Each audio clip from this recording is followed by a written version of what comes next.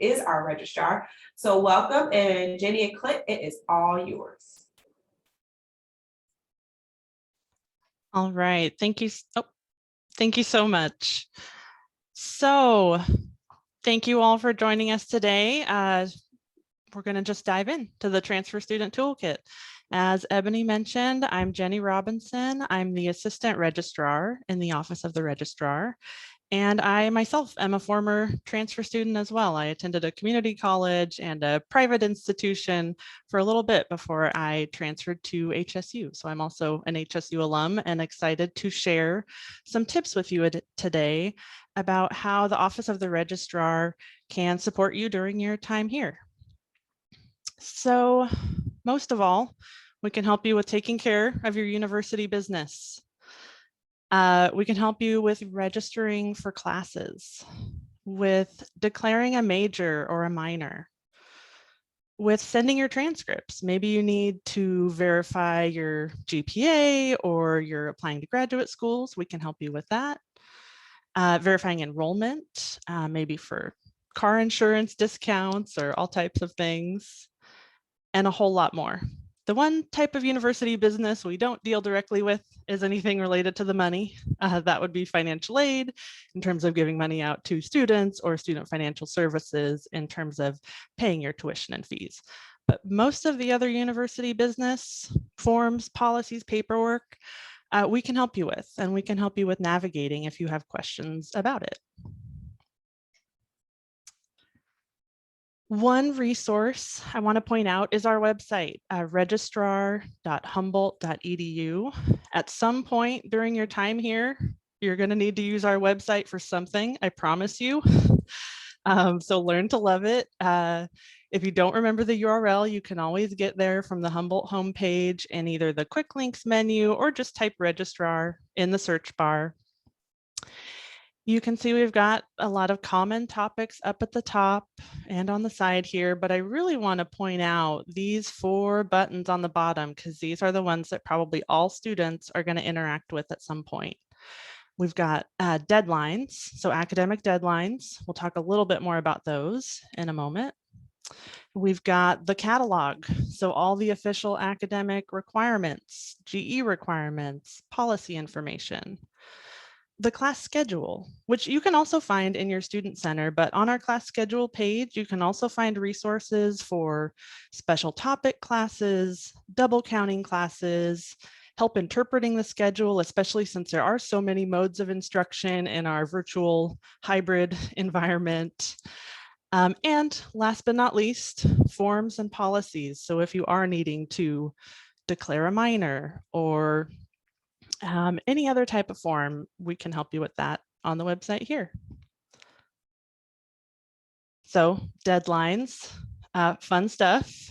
Let's talk about just a few that I think are most important coming up for you.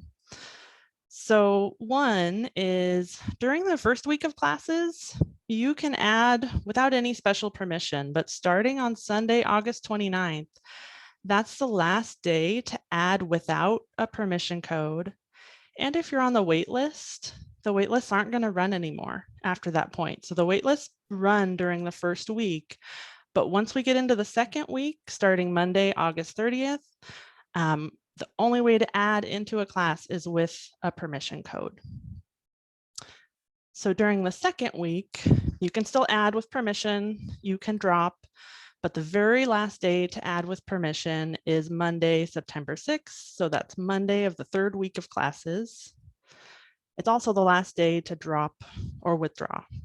And it also happens to be Labor Day, so campus will be closed, but you can take care of all of the add, drops, and withdraws in Student Center. And if you run into any issues, just reach out, send us an email, leave us a voicemail, and we'll get back to you ASAP on Tuesday morning. One other deadline is the 8th week of classes, so a little bit further out. It might feel far from now, but it'll be here before you know it. Monday, October 18th is the last day to change a class to credit, no credit, or pass, no pass. And there's a whole lot more other deadlines that are either on our website, which I just showed you, or you can also find them in your Google Calendar. So now that you're registered in classes, you should all have access to your HSU email account, which includes the Google Calendar. And you'll see other calendars in there with the deadlines, which should be turned on automatically. If you don't see those, you can just check the box to have that appear. Okay. So catalog and policy. So I won't spend too much time on this because some of it's in the Canvas course, and you can also find the details in the catalog. And we know as transfer students, you already know some of this stuff. But what we do want to point out is what policies might be a little bit different at HSU or might apply to you that you should be thinking about in your first term. So one is at HSU, advising is mandatory. So each semester before you can enroll in the next semester, you do need to meet with an academic advisor.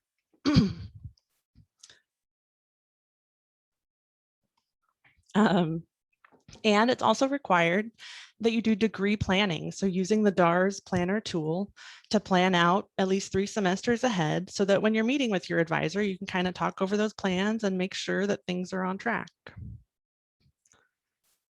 Credit, no credit. Most of you probably had something like this at your prior school. Maybe it was called pass, no pass. This part's usually the same, no matter what school you're at, that it's not included in your GPA. But some things that are possibly unique about HSU compared to other schools, you can only do this, you can only change one course per semester to credit, no credit. If it's something like swimming or yoga, and it's only offered credit, no credit, that's a different story. You can take a few of those classes, that's fine. But in terms of classes that are normally offered letter graded, where you're choosing to change it to credit, no credit by October 18th, you can only do that with one course per semester. And you can't do it with major courses. Major courses do need to be taken in a letter graded mode. And then there is a maximum. You can only use 24 units of credit, no credit towards your degree. But as transfer students, keep in mind that only applies to the courses you're taking at HSU. That doesn't apply to any credit, no credit that you had already taken. You didn't know about our policy when you were at those other schools. So that limit only applies to those courses that you're taking at Humboldt. And last but not least, just know that we do have some minimum requirements on GPA. You can read more about it in the catalog, and we had it in the Canvas course. And there are also some limits on repeats and withdrawals. So if you ever have questions about how this or any of the other policies apply to your situation, just reach out. Let's see. So let's talk a little bit about transfer credit. And I see some questions coming in, and we'll do our best to get to those at the end. So for transfer credit, you may be wondering, what happens when you send your transcripts over, and how does it get determined what credits show up on your DARS and how they show up? DARS, in case you aren't familiar, is the degree audit report for students. Hopefully you've been in there already. But in there, what we first do is look for articulation. So we look for existing agreements that our campus had with the campus that you are coming from. If we don't have those in place, we then look for GEs and electives and give you that type of credit. So you may see things on your DARS that show an exact HSU course equivalency, or sometimes you may see other more generic types of credit. We also scan for the associate degrees for transfer if you're coming from a California community college, as well as, here's a lot of acronyms, but the CSU GE certification. So if you completed CSU General Education or IGETC, the intersegmental GE transfer curriculum at a California school, we look for those certifications and we'll honor that. You may have other major classes that didn't have an articulation. So maybe you transferred from a school that we didn't have agreements with, maybe out of state. In those cases, that's a good conversation to have with your major advisor. And there may be some cases where you even need the petition. And in those cases, definitely contact our office. I recommend talking to one of our graduation counselors before filing a petition. So let's switch gears over to DARS. Near and dear to my heart. Again, it's the degree audit report for students. And really what I want you to take away from today is that one, you're going to be using DARS probably throughout your time here. And there's three main components to it. There's the audits, plans, and schedules, and they have their own kind of unique purposes. So audit shows you what's complete, what's in progress, and what you still need to take. And this is actually what we use when we're getting ready to clear degrees and issue diplomas. So we look at the audits tab, and if we see red X's, then we know we need to contact that student and see how we can turn that into a green check mark to get those requirements met. So the audit's more an official kind of snapshot of where things are at today. The plans tab is a little more hypothetical. It's kind of like a scratch pad of what you think you might do during your time here. It's got all the pluses of the audit plus your planned courses, plus it checks prerequisites, and it checks to see if courses are expected to be offered in those terms. And again, just a reminder, it is required at HSU that you have a plan in place before meeting with an advisor, or not before meeting, but as part of your advising meeting. And last but not least, we've got schedules. That's where you can take those courses that you've planned and actually find the specific schedule, the days, times, professors, to make that schedule a reality for next semester.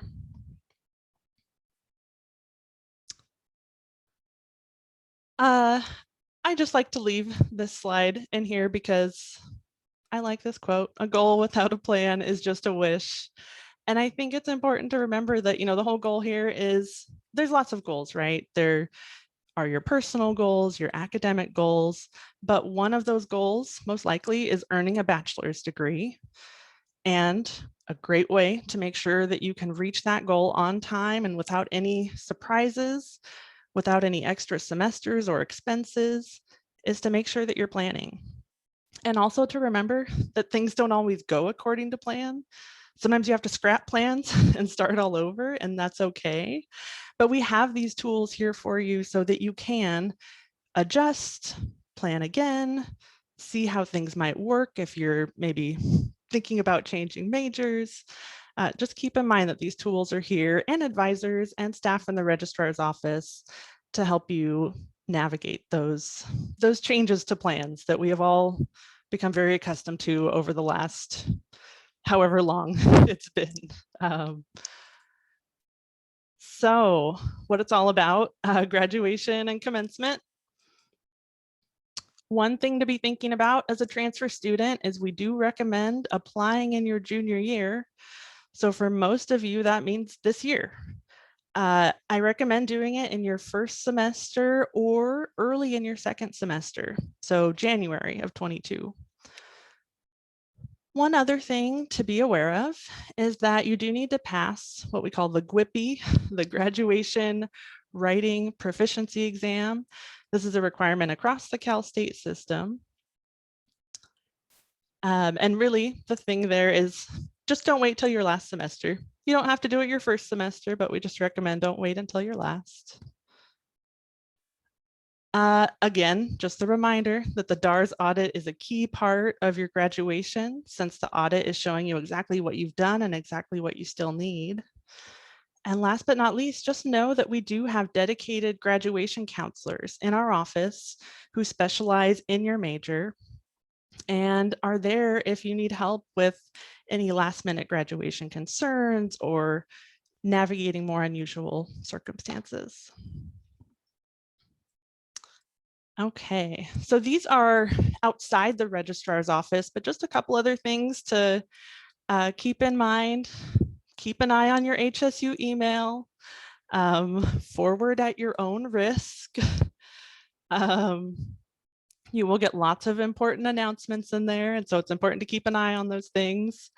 Also, the ACAC, the Academic Career and Advising Center, has a ton of job and career resources. Next week, they've got all these awesome skill shops and a part-time job fair coming up, but all semester long, you can get help from them. And then also, we've got this new Transfer Student Resources page, which if you don't remember this URL, just go to the home page and type in Transfer Resources. And they've gathered a bunch of great links together for transfer students. There is our contact info. Maybe we could switch gears over to the Q&A because I see there's a few.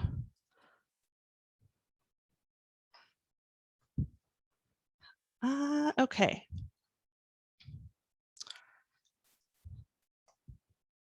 I see one question here is how early do we have to declare or apply for graduation before we've finished with all of our units? So recommend in your junior year. So no later than January of 22 if you're a junior this year. And that way you just have time so that you have no surprises going into your senior year. You know exactly what you need. And everything's in order so that your name's on the commencement list and all of those other kind of ducks are in a row well ahead of time. I see someone asked if we drop some classes, does this affect our FinAid? Clint, do you mind if I ask you to answer that one? Sure. Jesse and everyone, that it can affect your financial aid. It really depends on where you drop unit wise. So if you drop some units, but you're still at 12 units or above, it's not going to make any difference whatsoever. If you drop below 12, I encourage you to reach out to the financial aid office specifically and ask them what that might affect. The main answer to every financial aid question is always, it depends. And every student's situation is unique. So that would be my recommendation. Thank you so much, Clint. We got. Let's see, what classes do not count towards your BA? For example, PE courses or courses under a certain number. That's a great question. At HSU, in terms of the classes you're taking here, the only courses that are not applicable is anything numbered under 100, which there are a couple support courses like with, if you're maybe in Stat 108I and Stat 8, that one unit Stat 8 is not degree applicable, but PE courses count. All other courses that are numbered 100 to 499, all of those are degree applicable. So Eleanor asks, coming from out of state and slightly confused about the GE classes for history and government of California. So that's a great question, Eleanor. So California has this unique, what we call California state and local government requirement. And so if you're meeting your history requirement with a transfer course, and perhaps even your government requirement with a transfer course, there is this little component that you have to take. You can take it, you can meet it with a 1 unit specific course on California state and local government, or if you haven't completed the political science part, in general, if you take that course here, that's going to include it. The second part of your question, when you say, does that mean my GE requirements haven't been met? And do I have to complete these before my courses, before my major? No, you don't have to complete it before launching into other things. So you can do that at some point before you graduate. Does it mean your GE requirements haven't been met? It would mean that component of GE, what we call the institution's requirement, hasn't been met. But review your DARS and see what it shows you there, because it'll be pretty explicit on whether or not you need just that little California state and local government, or if you need the political science part. Thanks, Clint. If I chose credit, no credit, they don't count as units. So charge out-of-state tuition. Well, just to clarify, so if you choose a class, credit, no credit, it is still attempted units. So you would still be charged fees based on those units. And assuming you pass the class, you would earn units. If you didn't pass, if you got a no credit, then you do wind up earning 0 units for that attempt, but it is still attempted units. Let's see.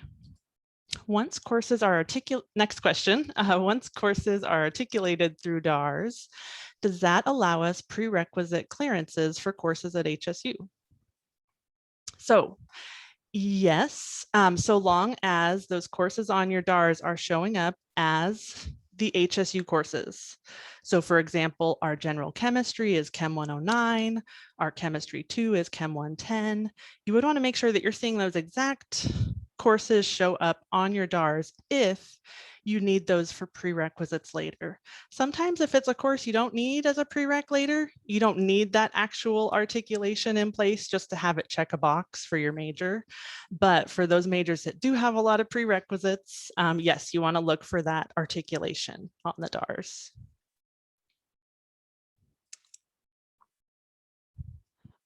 Let's see, another question. I had my community college send over my finished IGETC. How do I know if HSU received and acknowledged it? Great question. The best way to check that is just to run your DARS and just confirm that all of your general education, the lower division, so areas A through E, are met. And if you have any questions or you're still not sure, just reach out, just email us. I'll put it in the chat here. Or well, it's up on the screen also. It's records@humboldt.edu. I'll leave that up then actually. Just email us if you want that confirmation.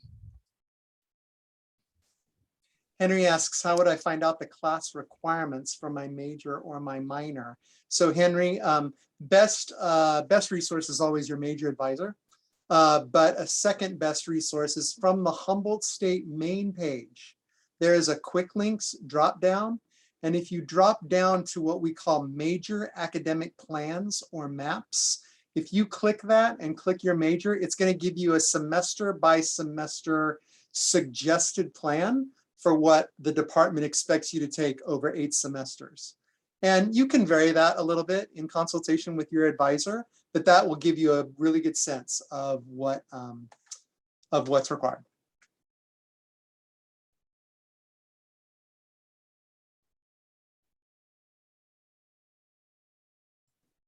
I was muted there. Someone asks, when choosing my schedule this semester, a lot of classes only had one option. Is this common or is this due to COVID and the online format? So yeah, I assume you're meaning that they only had one option in terms of they only had 100% online or they only had asynchronous.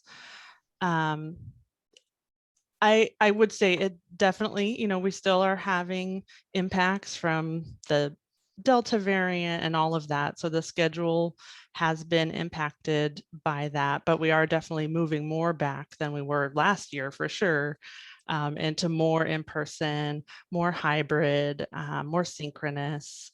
So it definitely still isn't quite what it was previously, but it's definitely changing and moving more in that other direction. Will the recording of this meeting be available to students? Can I actually ask one of the team from Dean of Students maybe to jump in? Yep, this recording is going to be available hopefully early next week on the orientation.humboldt.edu website. All of our recordings from orientation will be there. Awesome. Thank you, Roger. Registration start for spring semester, and do you need to meet with an advisor again? Yes, so we require that you meet with an advisor every semester in case there are changes or they might want to make a substitution for you or sort of keep clarifying your educational goals, and we want to make sure that you're on track. Registration for spring, advising begins, well, actually advising is going to kind of happen sort of all the way through the spring semester. There's a concentrated advising period that happens right at the end of March and into April. And then usually registration for courses begins the second week of April. I'm quickly scrolling and jumping. It will likely be April 11th is when the first day begins, and it'll run for about a 2-week period. All right. This one from a student is saying the link for changing my major keeps telling me there's an error. Is there another way to submit that form? I do know that sometimes students have challenges with that form before your HSU email is fully active. But either way, if it's giving you issues, just send us an email at the records@humboldt.edu email address. It's always super helpful to include your ID number. And then we can help figure out and navigate why it's giving you that error.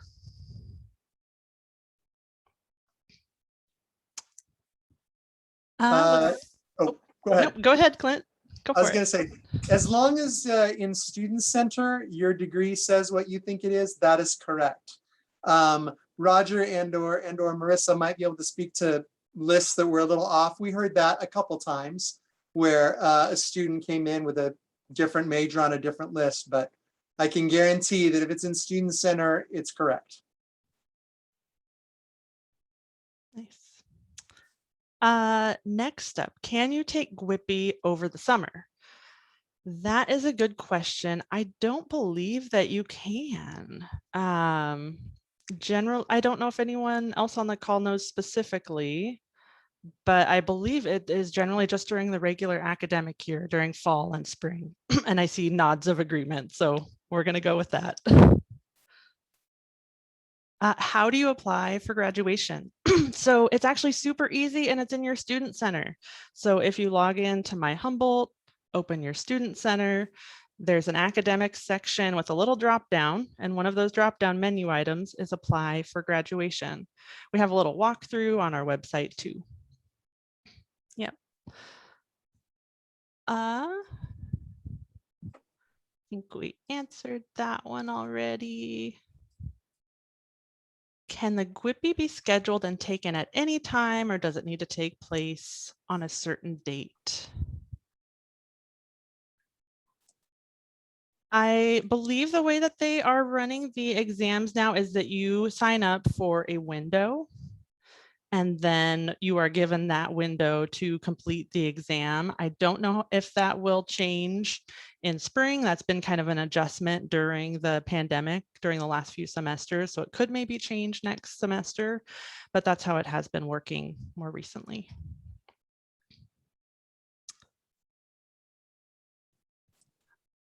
Just looking over a few more questions here to see if we can answer a couple more before the break.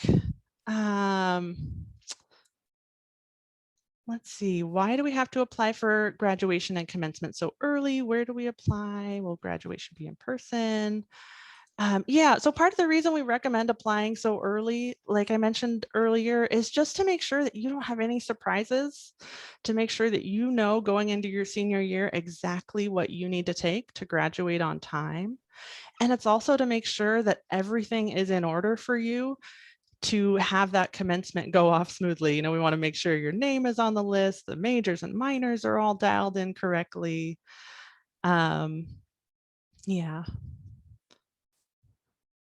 Let's see here.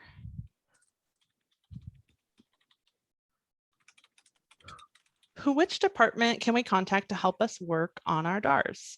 So if it's general questions about DARs, our office can definitely help with that. If the questions are more about the specific information in the major part of your DARs, that one you'll probably want to talk with a major advisor. But more general questions, or how things transferred, absolutely check with our office. And I think we are out of time, unfortunately, and I see there are more questions. Yeah, so what we can totally do, thank you, Jenny and Clint. For those of you who still have questions remaining in the Q&A box, we can hang around a little bit and type answers to those directly, and it'll go to whoever asks the question. But you can also reach out to Clint or Jenny via that contact information that she shared. So if you have questions in the chat, in the Q&A box, excuse me. They'll spend a little time responding to those. But for those of you who do not, this is your break, and I want to be cognizant of your time.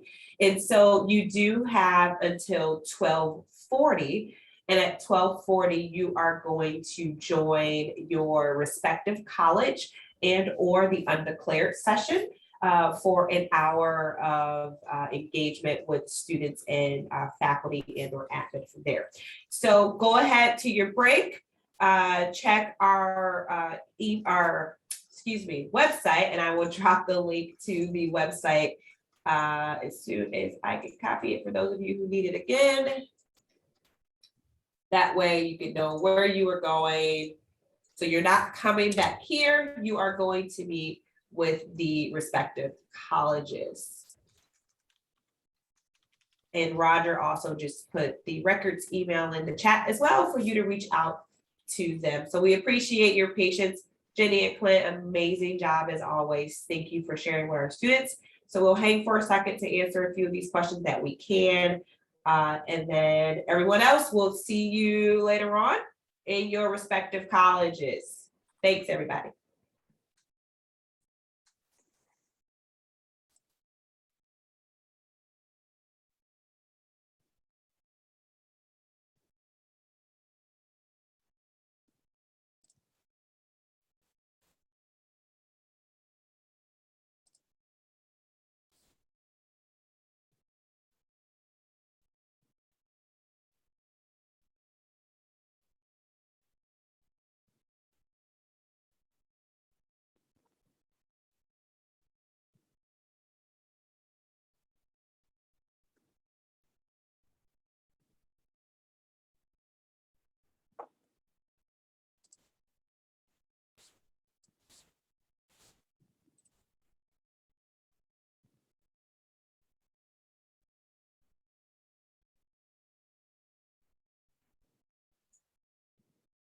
Thank you for your patience as we're going through and getting to your questions.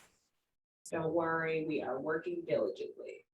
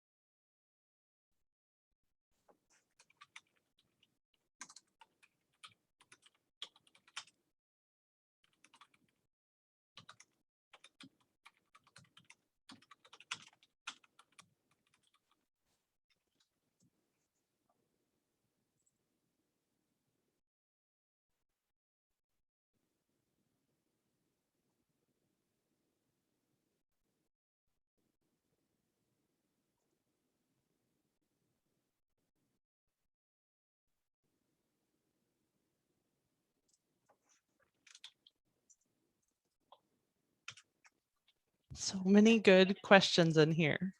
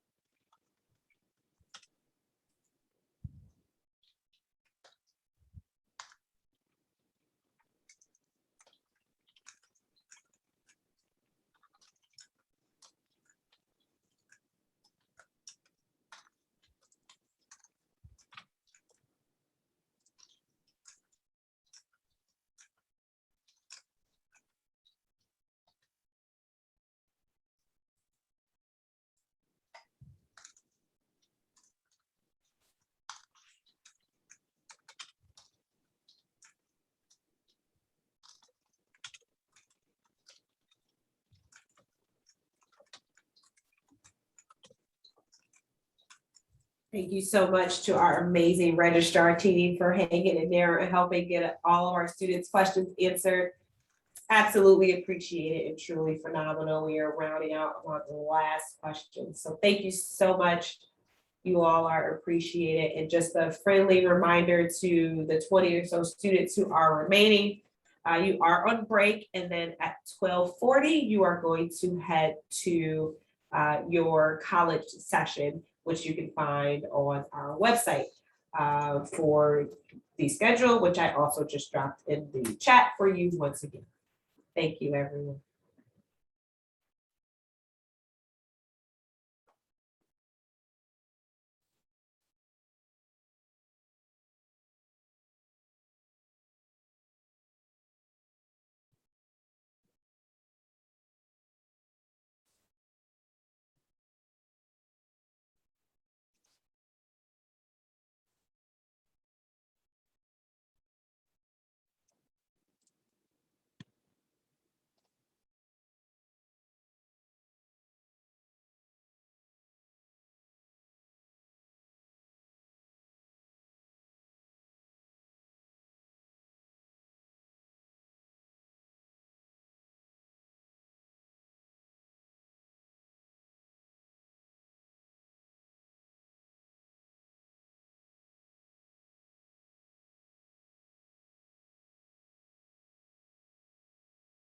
Thanks, Jenny.